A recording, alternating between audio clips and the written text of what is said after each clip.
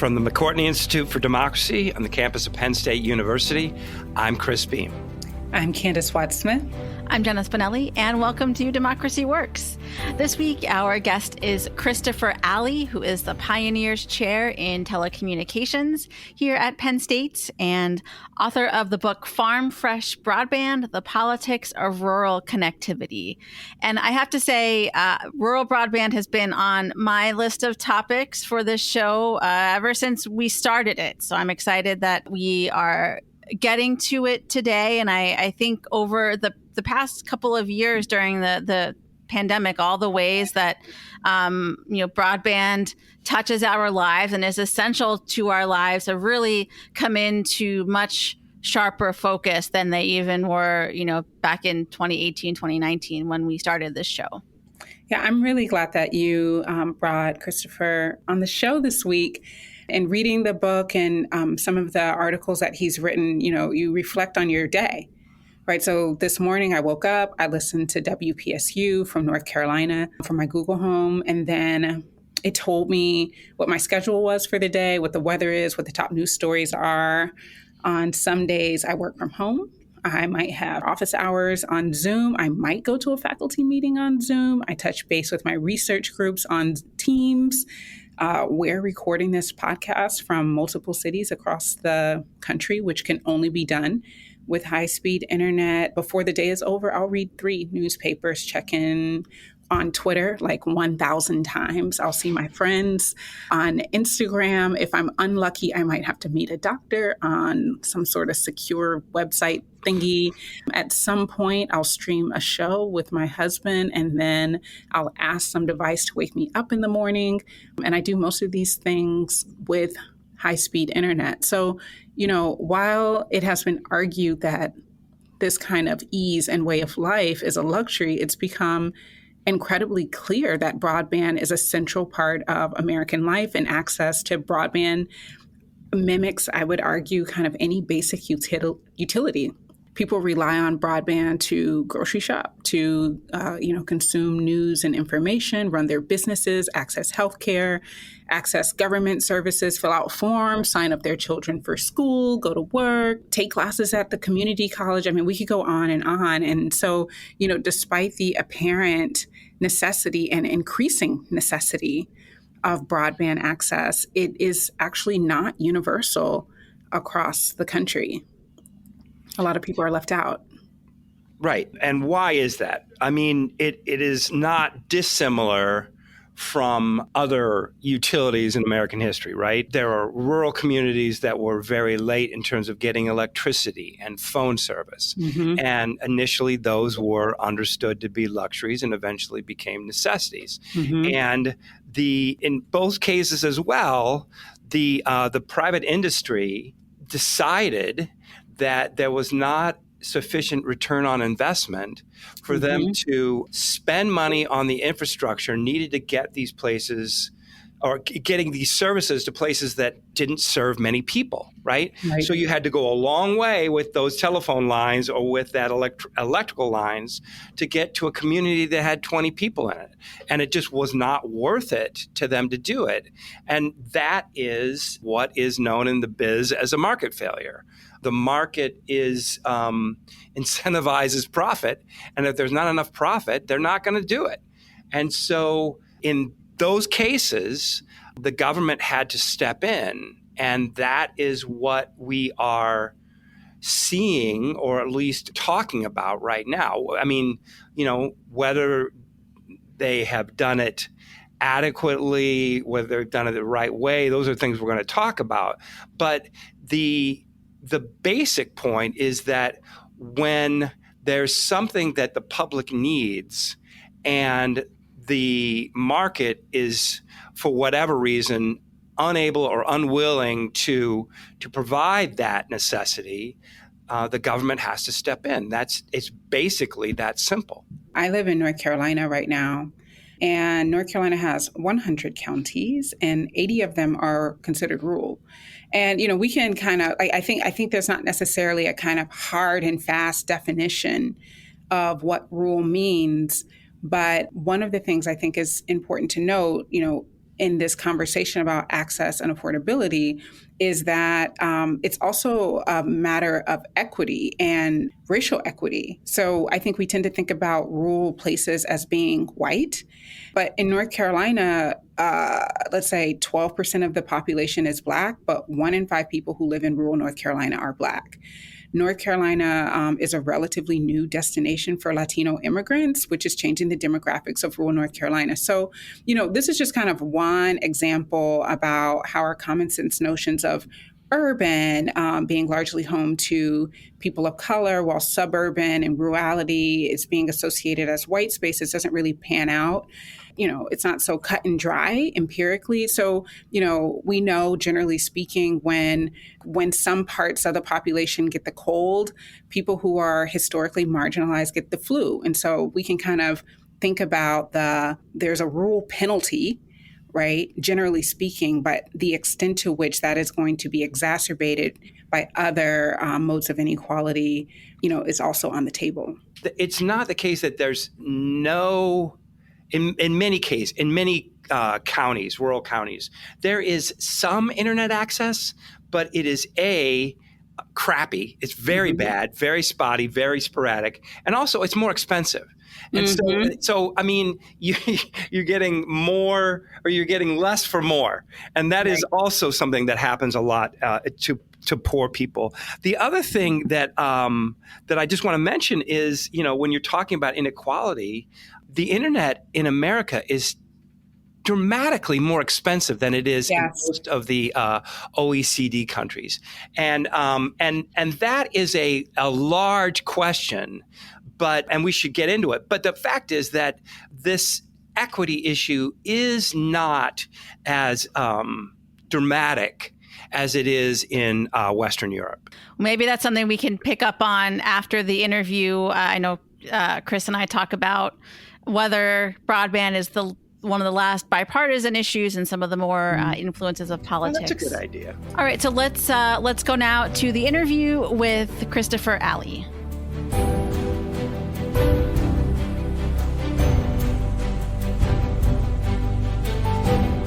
Christopher Alley, welcome to Democracy Works. Thanks for joining us. Thank you so much for having me. So lots to talk about in the realm of rural broadband. This is actually a topic that has been on my list of episodes for this show since we started back in Fabulous. 2018. That's great. So excited to have this conversation. And, as you say in your book, Farm Fresh Broadband, the term rural broadband is something that politicians love to throw around in their stump speeches and these kinds of things. So I thought maybe we could start by just defining it a little bit. So broadband, the official definition of broadband in this country is an always-on internet connection of 25 megabits per second download, 3 megabits per second upload. So what on earth does that mean, right? It basically means that if you had that speed as kind of a floor in your house, for instance, you should be able to, binge Netflix while emailing, while social mediaing, right? Basically that you could do what it is that you need to do. There is a big debate right now as to whether or not we need to raise the speed threshold. The FCC, the Federal Communications Commission, for instance, is proposing to raise it to 100 megabits per second download, 20 megabits per second upload. And the reason for that is that, 25.3, which is how we would often talk about this, it might be good enough for one person. It is absolutely disastrous for more than one person living in a house. Moreover, we don't know what we don't know in terms of what the future is going to hold. The average person has 16 internet-connected devices in their household. That's everything from smartwatches to toasters to fridges to laptops to gaming consoles, all the things that might have an IP address, washers and dryers, for instance. All of those devices take bandwidth. And so right now, one of the major debates when we're talking about making sure everybody has broadband is what exactly is broadband and what is good enough and what is great. And I've been an advocate for great broadband. Like in the 1930s, we didn't just say, well, you get electricity for one room. We said you got electricity for the house, right? That to me is the difference between good enough electricity and great electricity. And that's the same thing I want for broadband. Now, the question is, what is rural? And a great way, I think, to start that conversation is the fact that the USDA has about 35 definitions of the word rural. Some depend on land use, some depend on population. Right now, the kind of the definition that's generally been floated around is a community between 25,000 and 50,000 that is not adjacent to a large metropolitan center. So anything kind of under 50,000 might be considered rural so long as it's not like a suburb. Anything under 25,000, even better when we're thinking about rural. Others like to use density as a marker. The Census Bureau, for instance, has a definition that says like roughly around 92% of the country is actually rural, right? Because they basically say everything that's not metro is rural, whereas some use a different definition. And the reason why this is so important is because it matters when we talk about funding. Right? If you have funding for rural broadband, we need to have a basic definition of what does it mean to be rural in America. And that's something we actually lack, and that's something that I hoped to explore in my own book. Yeah. So let's put this in terms of population number. So taking everything you just said about what it means to have broadband and what it means to be rural or not, or live in a rural place, how many people are we talking about that lack access to what you describe as, I guess, the good broadband, putting aside like the great question for the time being? Well, so this is another great conversation, because the fact of the matter is we don't know how many people are and underconnected because we've done a really bad job at mapping broadband deployment. And one of the reasons why we've done such a bad job is that the FCC, which is in charge of broadband mapping, has allowed mapping to happen at what's called the census block level. And a census block can be anywhere between a couple of streets or a neighborhood in, let's say, Manhattan to 8,000 square miles in Alaska, because it depends on population. So right now, when we map broadband, we say so long as one building within a census block has broadband or has the potential to be connected within 10 business days, that entire census block is served, 100% served with broadband. What that means is that we have dramatically exaggerated the level of connectivity in this country. Most reports say that the FCC has actually exaggerated broadband connectivity by about 50%. So here's an example. Right now, the FCC will tell you that about 21 million people lack connectivity. Most estimates say it's actually about 42 million. And then another 120 million, according to Microsoft, connect to the internet but below broadband speeds. So we're looking at somewhere between, well, let's say 42 million, somewhere between 20 and 42 million lack it entirely, and upwards of 120 million, 1/3 of the population lack it at adequate speeds to kind of do what it is that so many of us take for granted. So there are so many digital divides in this country. And I should also add that it's not just a rural-urban issue. 18% of New York City doesn't have access to the internet. So, again, politicians love to say this is a rural issue. It is, yes, it is a rural issue. It's also a tribal issue. It's also an affordability issue. It's also an urban issue. It's also a minority community issue because it's fundamentally about inequality. For the households that are not able to access broadband, what does their connection look like? Is it primarily, doing things on your phone over the cell network? Is it still like the land of dial-up modems? Like what's going on in these households, these communities? So, one of the crazy things is that 2 million people still use dial-up in this country, and 60,000 farms still use dial-up, which is ridiculous. About 85% of the American population have a smartphone. 15% of the population, according to the Pew Foundation, are smartphone only. And a colleague of mine, Nicholas Matthews, who is an assistant professor at the University of Missouri, Kansas City, and we did a study in Surry County, Virginia, and it is the least, or it was when we conducted our study, the least connected county in the Commonwealth of Virginia, about 3.6% fixed connectivity. And we were trying to to understand what is life like in a broadband desert. And one of the things we found is a lot of it, A, life is harder, and B, a lot of life is defined by waiting for the potential for an internet connection. Sometimes if folks had satellite broadband is notoriously slow and notoriously brutal. They will wait to download things when the network clears up. One family that we talked to described themselves as a second shift family because they'll stay up all night because that's when their bandwidth is faster, because they use a combination of, I think it was satellite and hotspots. So it's expensive, it's time-consuming, it is defined by waiting. And what we're seeing a lot in rural communities is if you don't have connectivity, you lose a lot of young people, right? And you also lose the potential for telework. We learned during the pandemic, we saw this urban flight during the pandemic, but only if you had high-capacity broadband. Yeah, and this issue of the brain drain, people leaving these communities. We had Congressman Ro Khanna on the show several months ago. He talked about this. I think he brings maybe some Silicon Valley utopianism to this. We could talk about whether you agree with that or not. But he sort of frames it as, if we're able to connect these communities, the jobs will come, the opportunities will come, it will all follow. Do you share that optimism? I mean, it's a beautiful, wonderful thought. I don't think this is a field of dreams situation. This is not build it and they will come. The inverse, though, is much more correct. If you don't build it, you will lose. Broadband is a tool for economic and social development. It is not the end-all, be-all, right? So we know that communities need high-speed, high-capacity broadband. And that goes to everything from running your credit card, right? That requires an internet connection. Getting money out of an ATM requires an internet connection. Paying for gas requires an internet connection.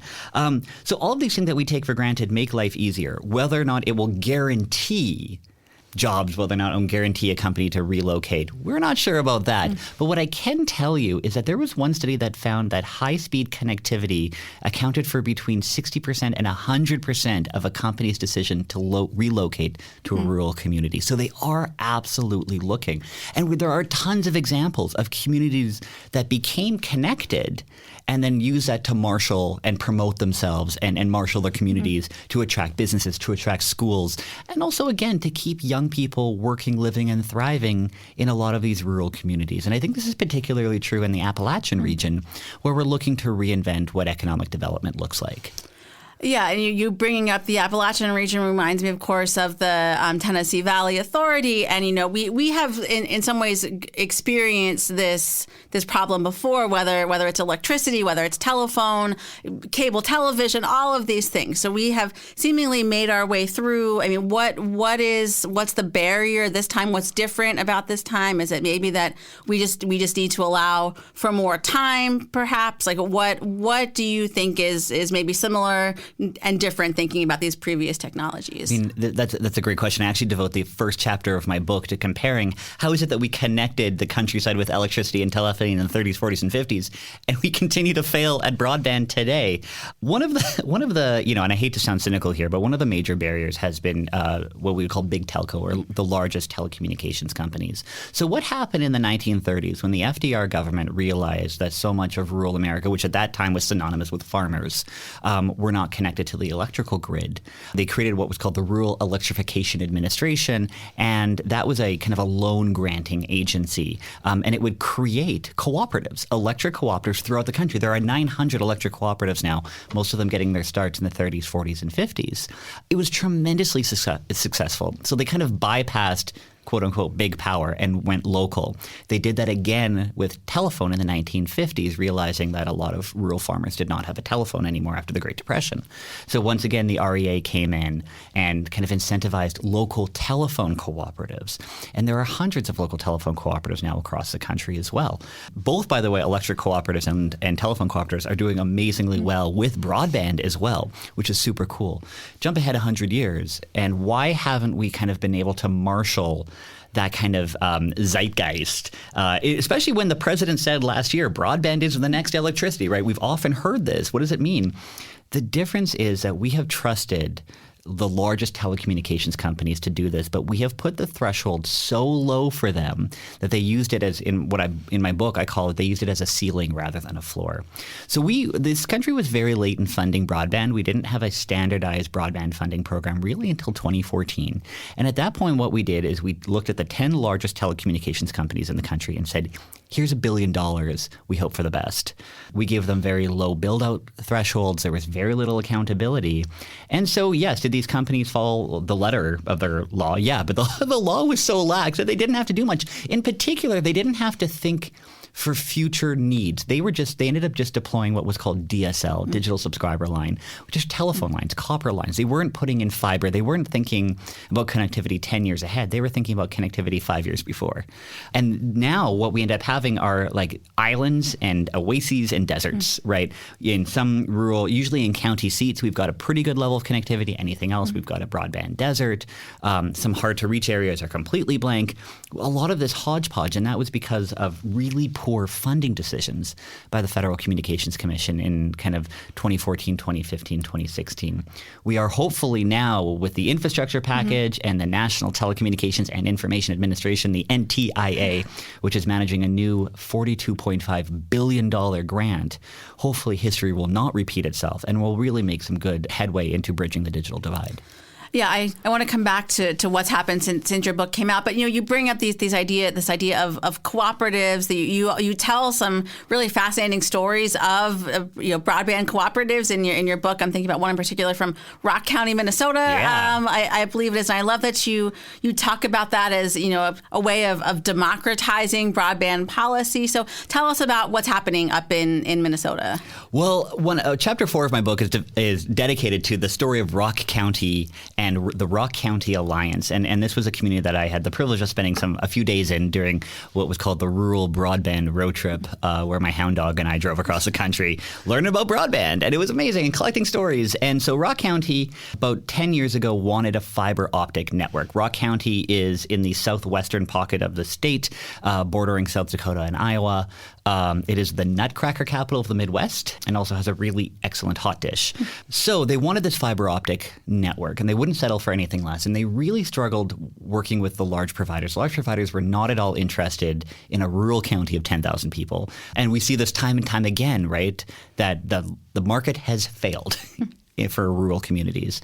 And so what happened is that they found a telephone cooperative in South Dakota, a local one. It was just across the border.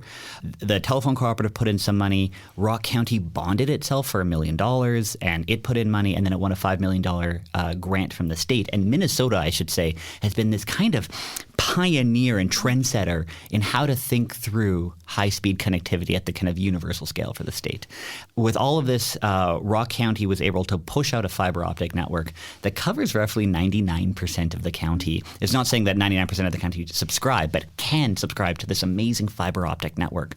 So what a great story of community building, right? Knowing that bringing in partners, bringing in the state, and having this phenomenal county supervisor and county administrator and board of supervisors who are really willing to work with their providers and to work with their community to bring connectivity. So the other thing that's on my mind, thinking about these local issues, we're also hearing a lot now, particularly since 2020, about people coming into local government that have more anti-democratic tendencies, right? Pushing local government farther to the right and trying to really decrease the role that government plays in citizens' lives. I mean, do you worry about that, or is this an issue you think that might be able to transcend some of those more anti-democratic tendencies? I think broadband connectivity is one of the very, very, very few bipartisan issues that we can all rally around. And maybe it is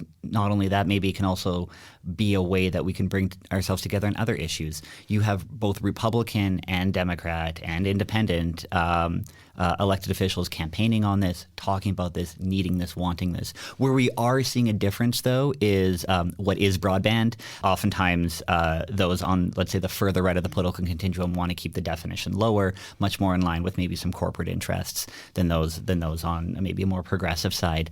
But there is a bipartisan consensus around the need for connectivity. There is also, surprisingly enough, bipartisan consensus on the need for the federal government to step in because the market has failed. It is an empirical fact. If the market had succeeded in this, we would have universal connectivity because we have surrendered all of connectivity to the private market. Certain examples of municipal broadband excluded. But there is an agreement that the market has failed. So therefore, there is an agreement that the federal government needs to step in and incentivize and subsidize. Texas, for instance, just launched a broadband plan, just has a new broadband office. It's really capable. They're doing really cool things. What they did not do is allocate any state funding. They are entirely dependent upon the federal government for funding. So just an example of a conservative state, that is getting behind the idea of connectivity, but is not really willing to invest any state money into this. So Texas is rather unique in that regard. A lot of states, Virginia, for instance, just allocated $700 million to broadband. Illinois, $430 million. New York, I think $550 million. California, a couple billion.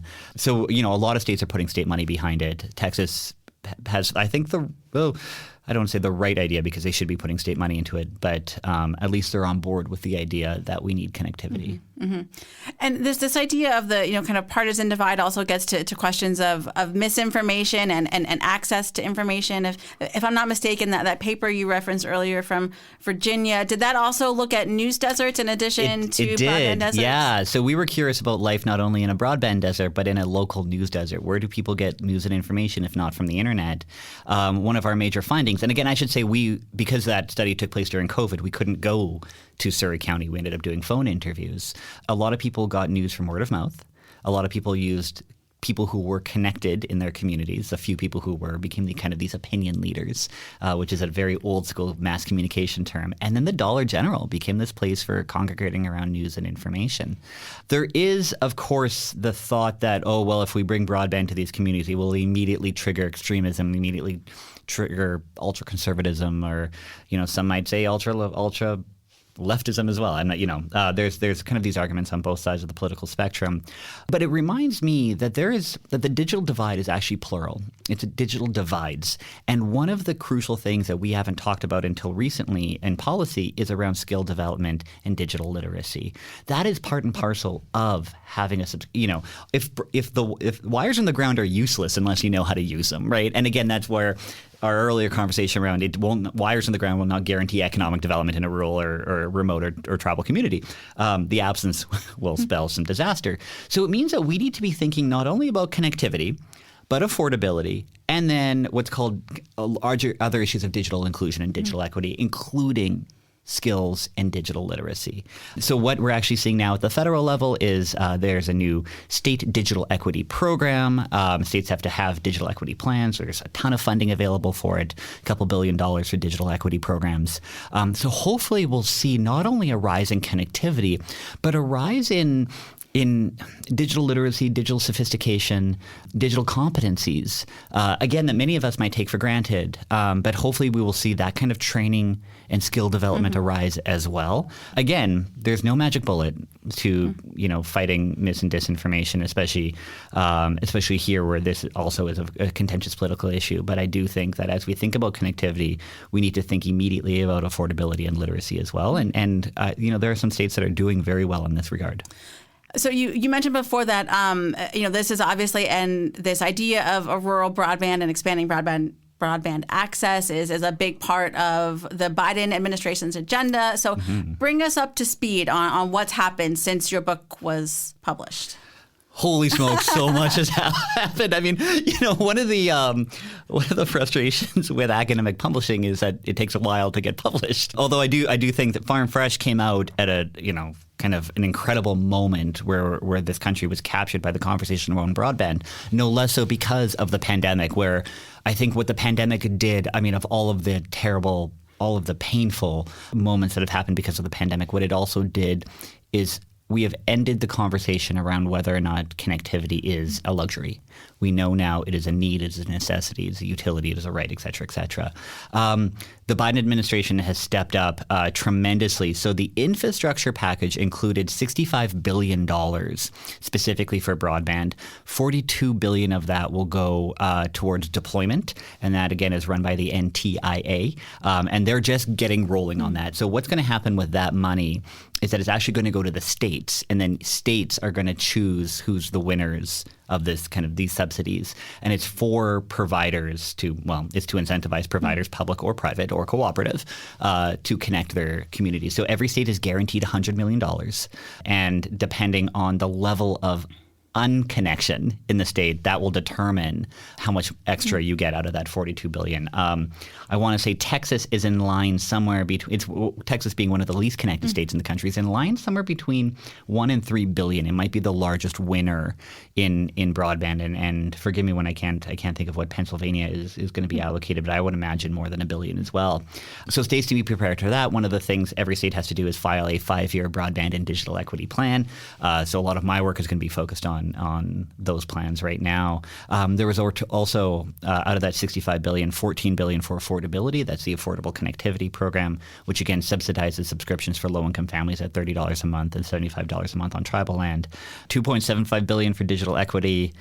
$2 billion for a USDA broadband program, $1 billion for tribal connectivity, and money for bonds and other grants. So it is tremendous. This is the largest public investment in telecommunications in the country's history.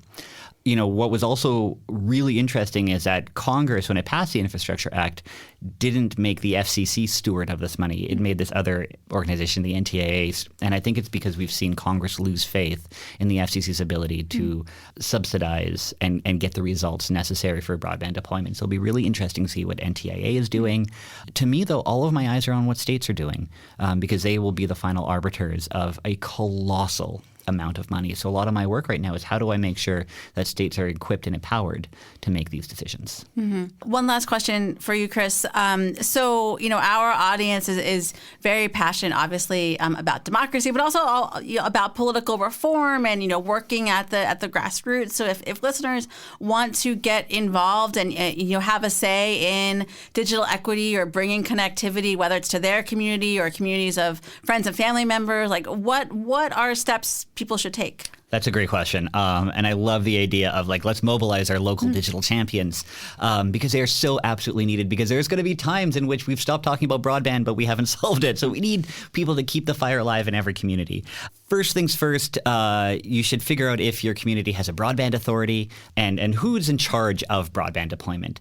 There's usually a ton of meetings that go on. You could organize, for instance, a listening session. If you had the capacity to bring in like your board of supervisors and your providers, talk to your providers. What are their plans? I mean, to be honest, it's a lot of conversation just around trying to figure out what the provider's plan is, what your elected officials' plan. And if there isn't a plan, you need to get one in place. It doesn't mean that that person has to draft it, but to be pushing your elected officials to be developing a broadband plan for your community, for your neighborhood, for your county, that's all going to be absolutely crucial.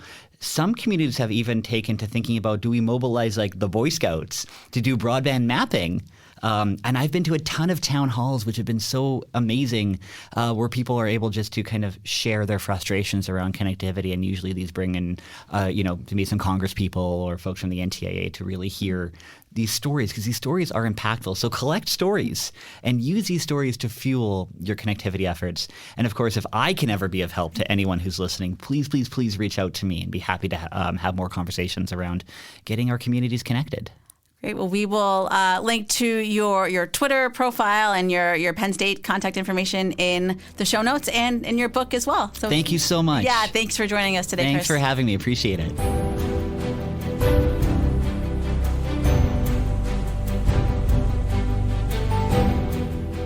Thanks, Jenna, for that great conversation with Chris. I learned a lot. And one of the things that stood out to me is that we all know that on and under connectivity is a problem, but actually how big the problem is unknown, because methods of evaluation and measurement are inconsistent or much too conservative. So I find it fascinating that the U.S. government does not have an accurate depiction of broadband connectivity, even though every American president since Clinton has said that this is a problem that needs to be solved. Right. I mean, and you can see why that's the case, right? I mean, for Republicans, this is their constituency largely, right? Mm-hmm. And so when their constituency says, we want this, and when it's clear that the market is not providing this adequately, then, just in terms of just the most basic political instinct of meeting the needs of your constituency, the Republicans want it. And for Democrats, it's like, yeah, we want to, everything that they claim to represent, government helping the part of the population that is less well served and that is addressing the fundamental issue of inequality through government action. That's a democratic thing. And this is a way to do that. And so if we have everybody in agreement, and we've had presidents since Clinton who have acknowledged the issue and desire to solve it, why is it that we're still in this position? And I mean, it's worth talking about that, right? There's a lot of things that kind of go into that, right? Yeah. So one of the things that stands out to me is one of the things that Chris Ali talks about, but also you, Chris Beam, talked about earlier, is this business of market failure. And I would make an argument that one of the problems that we have is that both Democrats and Republicans have, for the past 40 years, all kind of seen problems through a neoliberal logic, which centers markets, even when they've proven not to be interested in stepping up to the plate. And so people believe the market will solve the problem. And then when it doesn't, people suggest that the government shouldn't be in the business of solving a problem that the market should. And it's just this circular logic. I would make an argument that there's a difference in degree, not in kind, across Democrats and Republicans on this issue, which is why we see a lot of public-private partnerships instead of kind of more robust federal higher standards, coordination, collaboration, so on and so forth. So, in the meantime, the digital divide is getting deeper. It widens. It captures more problems, brain drain, lack of access to healthcare, economic development, so on and so forth. But it's also still the case that, even if it is bipartisan, you're going to have a lot of push and pull in terms of who does what and how expensive it is, et cetera. But I want to get back to another issue here. And, I said before that the United States average consumer spends a lot more on broadband than they do in Western Europe. And I looked this up because I just wanted to be correct. And one of the reasons why it's expensive is a Republican reason, a very neoliberal reason, right? There's insufficient competition among providers. And that's true in even places like State College, right? I mean, the argument is that about 70% of American consumers have one provider in their area. And when you have that, then that provider can set the terms in terms of what is available and how much it costs. And if you don't like it, you can do without the internet, right? In Chris's book, he talks about the politics and policy of good enough. That, in these kind of public-private partnerships, there's little oversight, there's reduced transparency. And when the U.S. government hands over resources to private telecommunication companies, not only is there very little oversight, but there's actually low barriers to claim success. The standards are low. So, the U.S. government might only require companies to provide like 10 megabits per second when broadband starts at 25 megabits per second. You can't do much on the low end. And I was kind of trying to get my mind around like, what do these numbers mean? And one analogy that a person suggested was that 10 megabits per second with like upload speed of 1 megabits per second is kind of like having electricity in one room of your house. Or you think about when we kind of had to go home during COVID and people had to turn off their cameras and they couldn't do this and they couldn't do that. So we're like basically taxpayers and, through these fees for our own kind of, our cell phone bills and our internet bills, we're subsidizing large companies to provide subpar broadband access to our fellow citizens and residents and Americans. We're subsidizing subpar connectivity. When you have money driving technology, or when technology is an opportunity to make money, it's going to develop, and it's going to develop very quickly. There's strong incentives to do that, and that's the free enterprise system at its best. Legislation doesn't work that way. Right. It's always slow. It's always compromise. It's always, we'll do this because we can do this, right? And so he talks about this as a forever problem. And I think that's a really good lesson, not just for rural broadband, but just generally, that legislation is always going to be behind, and it's always going to be trying to catch up, and it's almost always going to solve the problem that existed 3 years ago, let alone, and so it's not, the moment it starts, it's inadequate, and then the technology just keeps moving and it becomes more inadequate.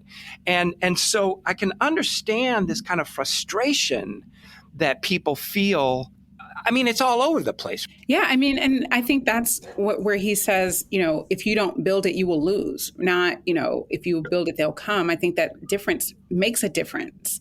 And that we're seeing that as time goes on, people are, young people are going to want to move. Communities are not going to develop. They're not going to be potential hubs of innovation. And so, there's no company is going to want to come to some place that doesn't have good broadband. Right. Irrespective of any other issues. I got to believe that for most companies, that would be a deal killer.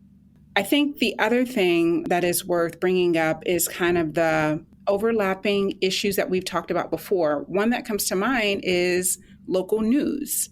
So there are places that not only don't have local news sources, but they also don't have broadband access.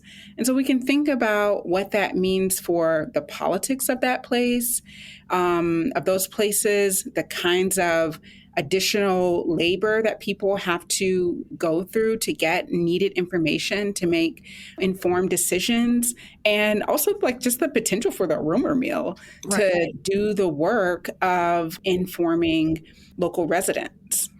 Because of the misinformation, because of the algorithms that ratchet up who you see and what they say, it can only exacerbate the kind of partisan divides that we're seeing. Now, if you suddenly were to make broadband available, it doesn't mean that these people are suddenly going to be, reading The Economist or, downloading, I don't know, Democracy Works, right?